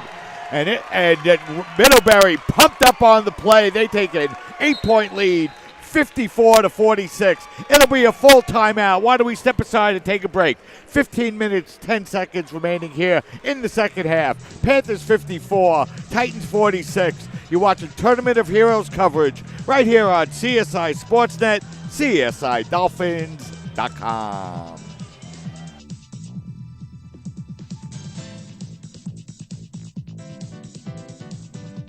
There are 16 million children struggling with hunger in America. That's 1 in 5 daughters, sons, neighbors, and classmates who don't know where their next meal is coming from. Yet billions of pounds of good food go to waste every year. It's time we do something about it. Feeding America is a nationwide network of food banks that helps provide meals to millions of kids and families in need. Visit feedingamerica.org to help them feed even more. Together, we can solve hunger. Together, we're feeding America.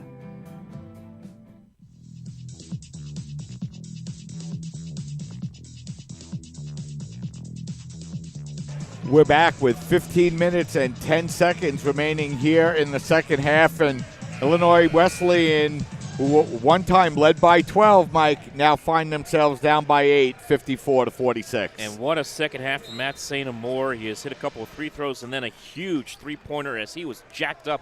I can't blame him as he gives this Middlebury team now an 8-point lead. What a job for St. Amour and the Middlebury Panthers. So Illinois Wesleyan came into today's game ranked 18th in the country, and we're going to have a whistle and a travel on the play. And, you know, they got out to a strong lead in the first half, but it's been all Middlebury, Mike, since Illinois Wesleyan took that 12-point lead. Well, they saw the opportunity of taking advantage and coming back from that kind of deficit. And it's led to a real shot of momentum here for them in the second half, and they have taken full advantage. Another three-point shot. Oh, it's good! Wow! So Say No More really starting to light things up. He's got 17 to lead all scoring, and Middlebury with their biggest lead of the game. It's 11, 57-46. That's true. In a lot of ways, Say No More is right to his namesake. You don't have to say much with those three-point shots. He's doing an outstanding job. 15-3 run here to start the second half as the Titans miss another shot, and here comes Middlebury with the basket. They feed it ahead to Majors, and he lays it up and in, 59-46. They are red hot right now as Middlebury. They can taste this one right now. Majors 2 more points now at 14. It's going to be turned over once again as the Titans turn the ball over, and I think he kept it alive. A beautiful play by Daly, and now we're going to have a whistle and a blocking foul on the Titans underneath the basket as Middlebury really hustling all over the floor, Mike. What a job by Say No More. He kept that ball alive. That ball was destined for going out of bounds. He slides like a runner going to second base, keeps the ball alive, slams into the wall, comes up limping, but still keeps that ball alive for Middlebury, and they're able to draw a foul, Michael. So Middlebury in the middle of a 24-3 run as they now lead 59-46 with 13 minutes, 42 seconds remaining here in the second half. Daly with the basketball. Daly tries to feed the ball inside. Instead, it's going to be stolen away by Bausch, and it'll be the Titans with the basketball. Bonnet. Bounce pass goes up over to Bausch. Bausch driving down the lane, and he'll draw the foul. Middlebury's been playing very well, Mike. I'm sorry, but they need to be careful with the basketball and really treat each possession like gold here. They've jumped out to a big 13-point lead in the middle of a 24-3 run as Bausch will go to the line to shoot 2, and he hits the first. And not only that, but they have to avoid getting into foul trouble as well. Sometimes you can be aggressive, but being too aggressive can hurt you a little bit as well. So that shot breaks a 13-0 run by the Panthers and makes it a 59-47 game as Bausch will have one more free throw upcoming, and that's no good. Daly with the basketball. Daly getting the ball up over to Brown. He's going to bounce the ball off the foot. So now it's the Panthers who's turned the ball over on their last couple of possessions. And let us not forget, it was the other way around not that long ago where Wesleyan had a 12-point lead, and they've watched that one dissipate. So who's to say that Illinois Wesleyan can't come back right now from a 12-point deficit on their own right? Rose getting the ball up over to Bonnet. Now back to Rose.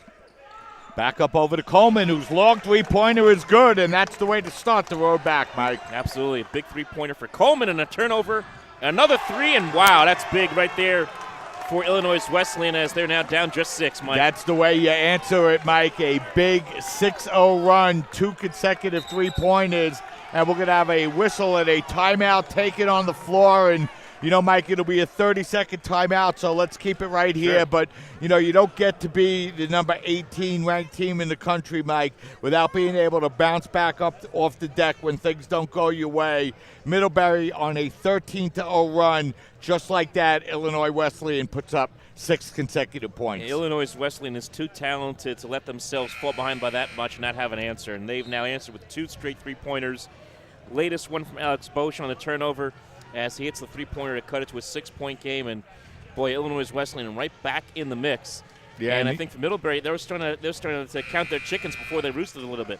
Yeah, and, you know, Illinois Wesleyan came out shooting just 1 of 8 from the floor, 0 of 3 from the three-point line, but they've hit their last 2 threes, and they make it a 6-point game. Big possession now for the Panthers.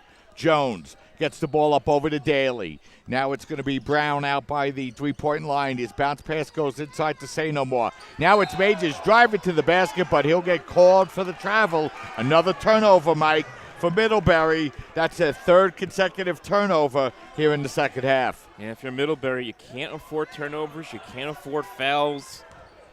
Certainly can't afford to give Illinois Wesleyan any opportunity to try to get back into this game. Of course, they are back in the game, down only 6. Rose with the basketball. Rose, bounce pass goes back out over to Coleman.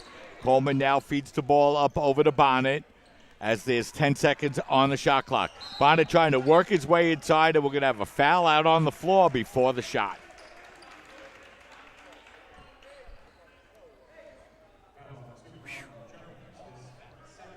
So that foul is going to be called on Jones. That's going to be his 2nd.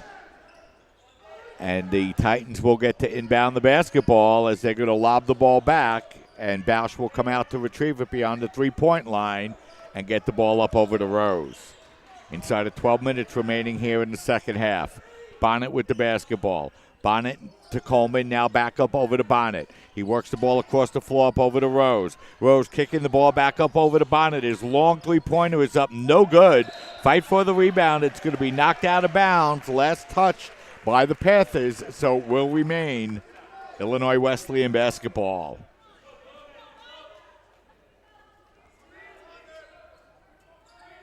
One thing we noticed here, both of these teams starting to settle down just a little bit after these 2 big runs by both teams. Coleman with the basketball. Fresh 30-second shot clock now for the Titans. He gets the ball up over to Bonnet. His shot is up, no good. And the rebound's grabbed by Brown. Brown feeds it ahead to Daly. Daly with a burst of speed lays it up and in. Big points there for Daly. And again, another player slipping on the court, on the left side of the court. Coleman with the basketball. Coleman feeding the ball out over to Bausch. Now it's going to be Rose.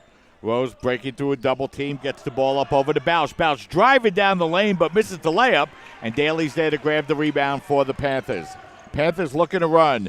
Daly spinning his way inside, and we're going to have a whistle and an offensive foul called on the play. As that time, Daly used the elbow, Mike, to clean out the defender a little bit and got called for the offensive foul and the turnover. 11 minutes, 5 seconds remaining. It's been a good one. Game 1 here in the 15th annual Tournament of Heroes. About a half hour or 35 minutes after the conclusion of this first game, it will be the College of Staten Island in action as they will face the Bridgewater College Eagles. But first we're going to have a whistle, and this time it'll be an offensive foul and a turnover on the Titans. Let's see if Middlebury can reestablish themselves just a little bit. They did get a bucket about a minute ago. See if they can do something here off the turnover. So Daly will bring the ball up across the midcourt line here as Middlebury holding on to an 8-point lead. Is taking the off-balance jumper in the lane is Say No More, and going up high to grab the rebound is Burdine for the Titans. Coleman, the long three-pointer is good. Big shot by Nick Coleman. And that cuts the Panther lead down to 5. Coleman with 9 here tonight. Nick Coleman just makes it look really easy in these three-pointers. I mean, nothing touches the rim, just goes right through the net. Daly with the basketball. Daly feeding it back to Say No More. His long three-pointer is up, no good, but Jones is there to grab the rebound. He'll miss the putback, but draw the foul. And he got the foul on the bump with on Burdine. Looks like the foul is instead going to be on Stemple. So Stemple will pick up his second personal. Both teams with 5 team fouls here. Still over halfway to go in the second half as the first free throw by Jones is up and in. 62-56. Panthers by 6. One more upcoming for the senior, Brian Jones. His second free throw is up off the front rim and in. He hits them both, and the Panther lead is now 7, 63-56. Coleman with the basketball. Coleman picking up his dribble behind the three-point line, now gets the ball up over to Bonnet. Bonnet working the ball in the corner, now it's Stemple.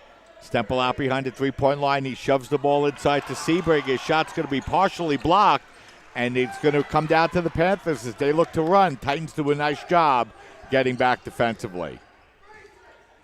Daly with the basketball now backs up and looks to set up offensively as it's going to be Majors. Majors, a beautiful feed inside, and the reverse layup by Say No More is up and in.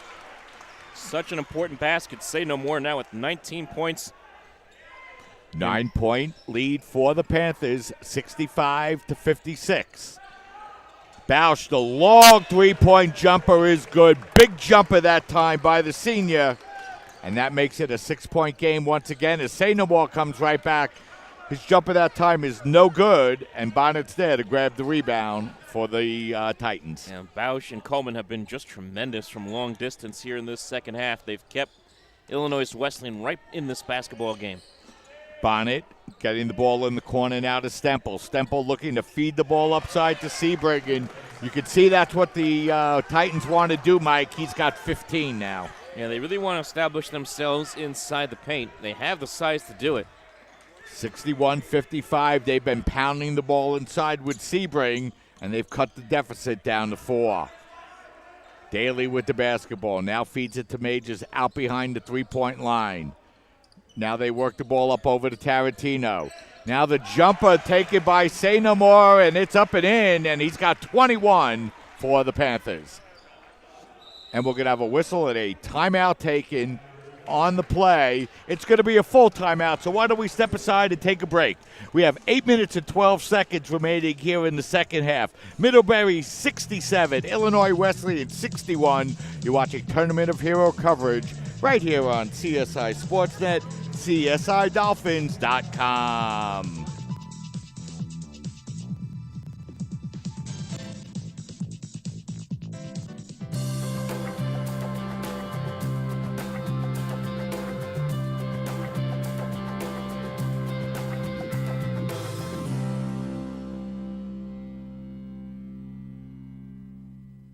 One-on-One is an independently owned and operated physical therapy center since 1999. One-on-One has multiple offices located in Staten Island and in Brooklyn.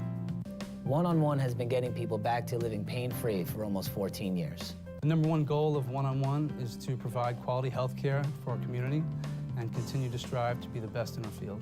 One-on-one physical therapy gets our clients back to work, back to play, and back to function as soon as possible. We help them reclaim their life.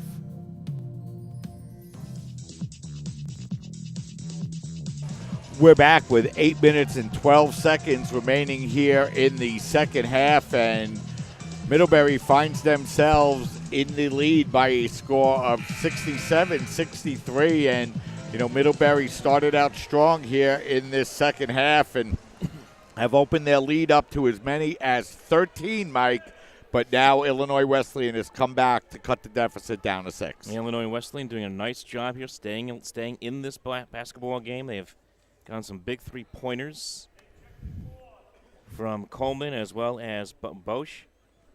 And they're only down right now 6 points with 8:12 to go. So the Titans will inbound the basketball now, as it's going to be Rose with the ball as he gets the ball up over to Sebring. Now it's going to be Beasley out by the three-point line. He gets the ball up over to Curry, who's checked into the game as well. Curry tries to feed it inside, but this time it's going to be off the hands of Sebring, and off the turnovers, it'll be Brown with the basketball for the Panthers.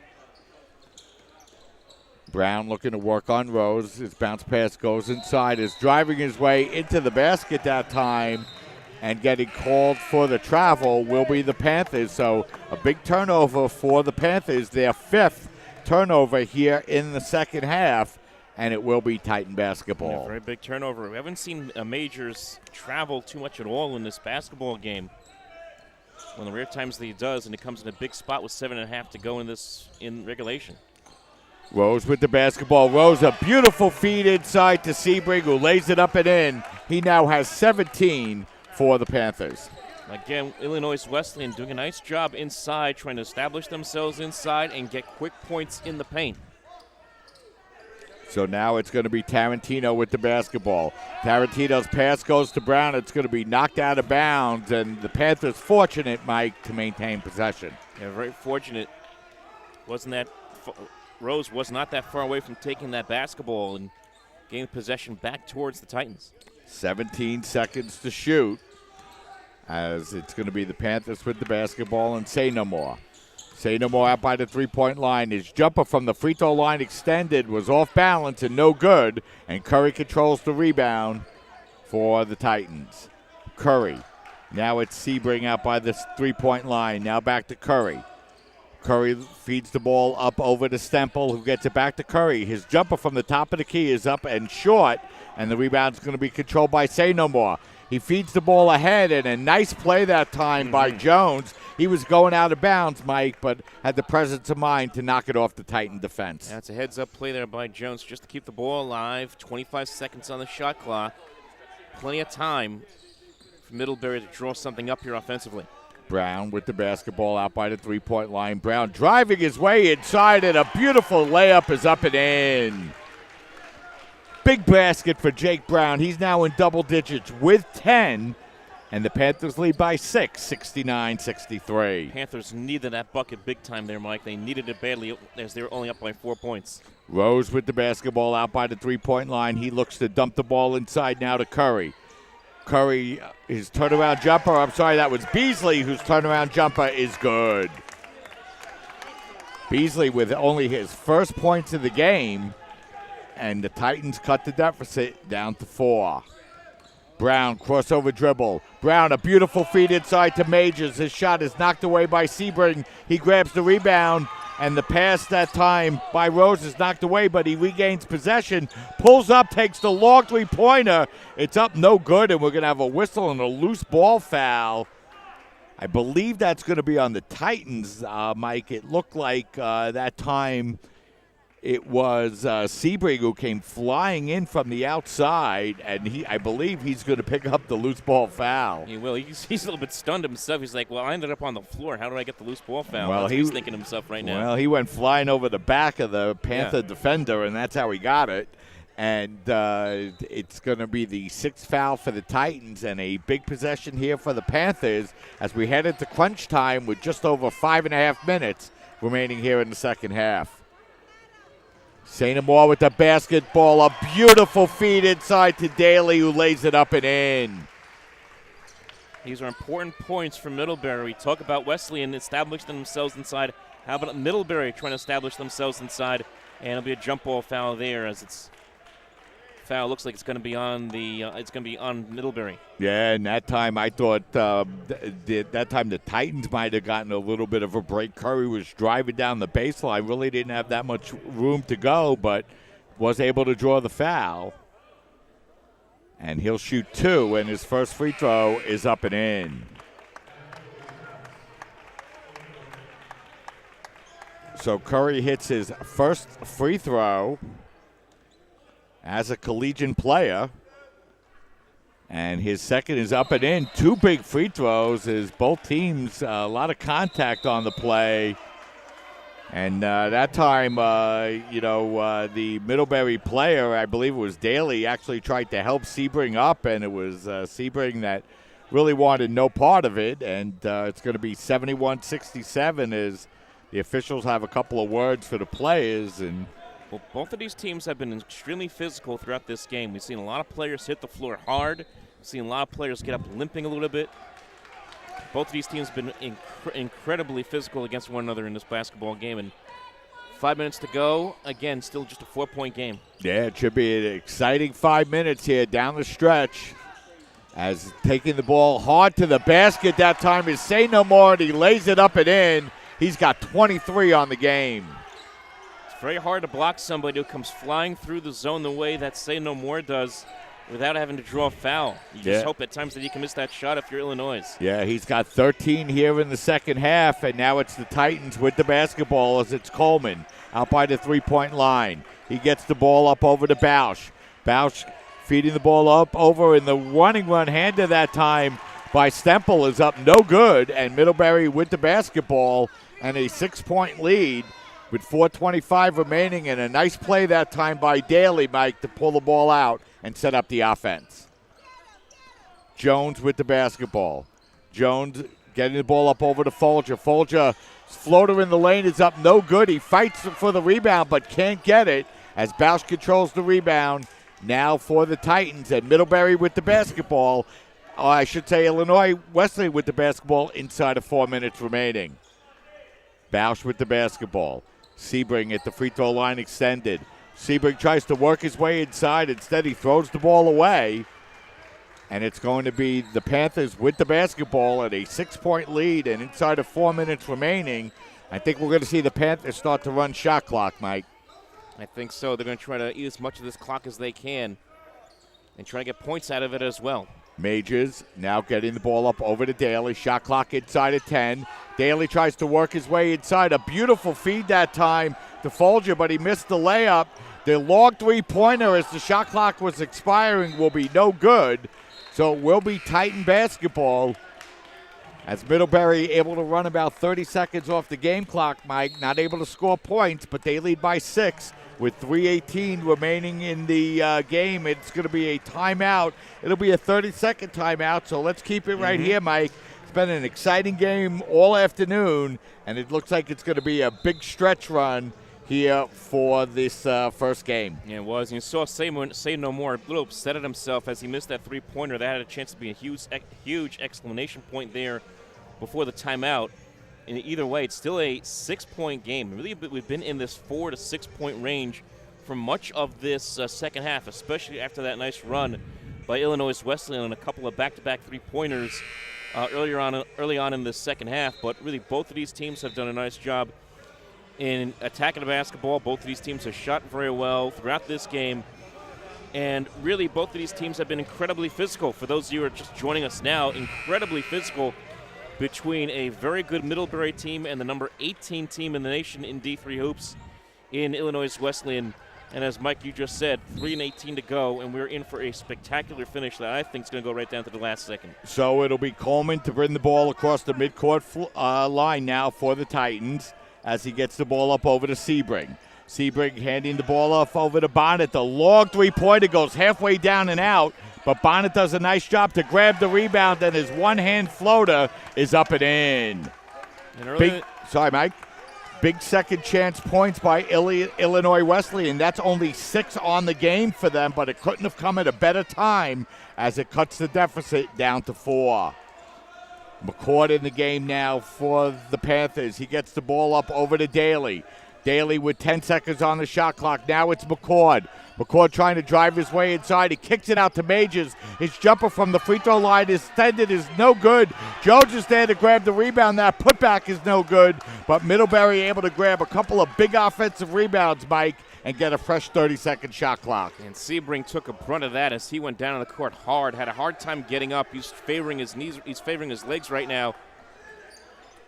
Jones with the basketball. Jones gets the ball up over to McCord. Now it's Daly. Daly, a beautiful move down the baseline. He drives down the lane and draws the foul. And they noticed that Sebring was a little bit banged up on the play. They take advantage by drawing the foul against them. Right now, the referees have to get involved.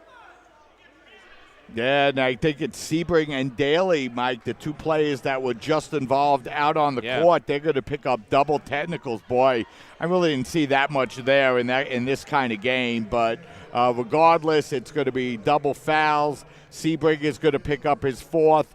Daly's going to pick up his third. That's a big foul on Sebring because that's his fourth. And it's going to be Daly to go to the free throw line with an opportunity. I believe he's going to get 2 shots on the play. 73-69 to score. 2:05 remaining here in this second half. And Daly to go to the line. Without Sebring on the floor, that's huge because that's their big guy in the middle, and they really need him here for the final 2 minutes of this game. Well, I'm sure he could certainly stay out if head coach Ron Rose wants him to, with just 2:05 remaining here in the second half. And it'll be Daly ultimately going to the free throw line to shoot at the unless something else just happened. Yeah, I'm not sure. Now Sebring is going to go to the bench. And actually, he's going to foul out, Mike, with 5. He must have said something. Well, I think he picked up the personal, which was his 4th, and then got the double technical, which was his 5th. Right. So that's how he's going to foul out. Boy, that's a tough way to go as the first free throw by Daly is up and in. And, again, the players might have said something out there, Mike, but there really was no physical contact. That's a tough call late in the game. But nonetheless, Middlebury now with a 5-point lead with just 2 minutes and 5 seconds to go. And Daly to the line. He shoots his second. He calmly makes them both. And he now has 14 on the game, and it's a 6-point lead. Huge possession now for the Titans. Bausch with the basketball. Bausch handing the ball off to Rose. Rose out behind the 3-point line. Rose trying to drive inside, and boy, again. That's a tough call right there inside. I thought that's a tough foul to give against Middlebury. I mean, all Santa Moore's trying to do there is just slap the ball away, force the turnover. Yeah, I guess sometimes when you reach in, you get called for the foul, but, that's really exactly what Wesleyan needed, an opportunity to score points with the clock off, as Rose will go to the line now to shoot a 1-and-1, but he misses the front end. And the Panthers there to control the rebound. And, Mike, with 1:45 seconds, if they could get a basket here, they could really put the pressure on the Titans. Remember how we talked about early in this game, the free throw of hitting in free throws, and early on it was Middlebury was struggling and Illinois Wesleyan was doing well. Well, now just the opposite in the last 2 possessions. 9 seconds remaining on the shot clock as that shot is taken by Brown. It's rejected. And here come the Titans. It's driving down the lane is Rose, and he's going to draw a foul on the play. And, boy, these guys need to let the players play a little bit, Mike. I didn't see much of a foul on that one either, but nonetheless. We saw a lot of fouls called at the end of the first half that really slowed down the pace in the first half at the end. Starting to see it again here in the second half. Again, just what the Titans needed, an opportunity to score from the free throw line with the clock stopped, as this time Rose is able to hit the first. He's got 13. It's a 5-point game, 75-70, 1 minute 23 seconds remaining as Rose hits the second, and it's going to be Middlebury with the basketball and a 4-point lead. Pressure possession here for Middlebury. They have to score here. Daly with the basketball. Daly backing the ball out. Now getting the ball out over to Folger. Well out beyond the 3-point line. 12 seconds to shoot. Majors handing the ball off to Say No More. Say No More works the ball out to Brown now with 5 seconds on the shot clock. Brown, a beautiful drive down the lane, but he can't hit the reverse layup, and Wesleyan there to grab the rebound. Bonnet with the basketball. Bonnet feeds the ball ahead, and the layup is up and in. And just like that, it's a 2-point game, 75-73, 48.6 seconds remaining. Mike, Middlebury had an opportunity. They couldn't convert, and Illinois Wesleyan came right back to make it a 2-point game. Big defensive stand there by Illinois Wesleyan to force the turnover, and I think even Burdine was in there, made a big play in there defensively to force that turnover, and then finishing it off was Colin Bonnet. Remember, at the start of this game, Colin Bonnet got the opening points, first few baskets of this basketball game for Illinois Wesleyan, and now he's contributing here down the stretch, trying to help his team come all the way back from what was a 13-point deficit. So Illinois Wesleyan trailed in this game 75-69 after the Daly basket with 2 minutes and 10 seconds remaining, but Rose hit 2 free throws and then a layup. So Buddy Rose has scored the last 4 points here for the Titans as they have cut the deficit down to 2 points. You just kind of knew that this game was going to come down to the last couple of seconds, didn't you? So it's Daly with the basketball now, about a 16-second differential on the shot clock to the game clock as Daly brings the ball across the midcourt line, guarded by Coleman. Daly looking to run the shot clock down here, now getting the ball up over to Say No More. Say No More guarded tightly now by Bennett, and we're going to have a whistle as the ball's going to go out of bounds. It's going to remain in possession of the Panthers. 9 on the shot clock, 27.4 seconds on the game clock. Ball was out of bounds anyway. As the ball is knocked away and stolen, and here come the Panthers. Coleman with the basketball. Coleman feeding the ball inside, and the layup is up and in. And we're tied at 75. No timeout by Middlebury. They're going to let it play here with 12 seconds. Shot clock is off. Daly with the basketball now for the Panthers. Daly working one-on-one against Coleman. Daly with 4 seconds. Daly, his open jumper from the free throw line is good with 1.6 seconds remaining. And we're gonna have a timeout on the play. Big basket by Jack Daly. 1.6 seconds remaining. Daly has 23 on the game, and he gives Middlebury a 77-75 lead. Jack Daly came in, one of the players that we talked about in the pregame as being one of those guys to watch out for in this game.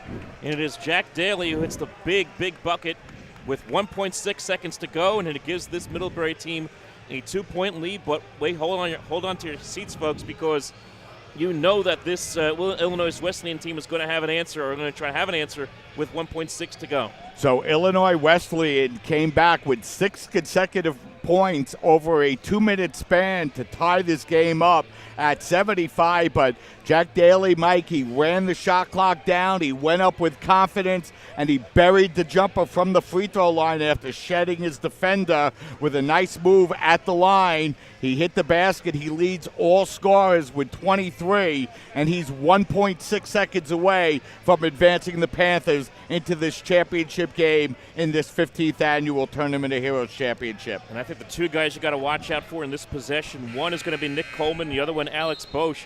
Both of those guys have had big days from the long distance. Coleman is 3 for 3 in three-pointers. My guess is that's the guy they're going to want to go to if you're Illinois Wesleyan. Yeah, and you know, Mike, this is Division III men's basketball, and what that means, of course, is you do not get to advance the ball to the midcourt line. The Titans are going to have to go the whole length of the court with 1.6 seconds remaining, as it's going to be Bausch inbound the basketball. He gets it in, and the open three-pointer goes off the hands of Stemple, and that's going to do it. The Middlebury Panthers have come in and defeated the 18th-ranked Illinois Wesleyan Titans as they win the opening game of this 2016 Tournament of Heroes by a final score of 77-75. What a game, Mike, to open this Tournament of Heroes. What a game, what a finish. And you saw there Stemple was looking for Coleman, but then realized he had no time, had to take the shot. He tried. At that point, nothing doing as the shot was blocked. Great defense by Middlebury. What a job by them as they were down by 12 points, Mike, in that first half. Came roaring back in that first half to cut it down to 1 point, and then exploded in the second half, take as much as a 13-point lead, and then go on to hold on by 2 points after the big shot, the 2-point, the winner by Jack Daly to win it for this Middlebury Panthers squad. What a job by them as they go into the championship for the Tournament of Heroes. Yeah, and you know, Mike, Daly finishes the game with 16 points, 10 of those points here in the second half, and Matt Say No More finishes with 23. He had 13 points here in the second half, and you know, Illinois Wesleyan came in, the ranked team, the 18th ranked team in the country, but Middlebury came in with a 7-1 record. They have been red hot really this whole year long, and they came out and they did what needed to be done. coming back after allowing Illinois Wesleyan to tie the game on a 6-0 run before getting the final basket of the game by Daly and winning by a score of 77-75. Great game. And now, folks, we're not done yet. We got another basketball game coming up here with CSI and Bridgewater. Okay, Mike, so why don't we step aside? We're going to take a break here for a few minutes, and then we're going to go off the air and get you set up for the second game this afternoon as the College of Staten Island will take on the Bridgewater College Eagles after a fantastic opener here in game number 1 as Middlebury comes on and defeats Illinois Wesleyan by a final score of 77-75. So for Michael Cohn and Meshach Alexander, this is Mike Babuski saying so long. Stay right where you are because we're going to be back in just a few minutes to bring you the pregame show and the start of the second game tonight between the College of Staten Island and Bridgewater College as you're watching the 15th Annual Tournament of Heroes Championship right here on your voice of everything CSI Sports, CSI Sportsnet, CSIDolphins.com.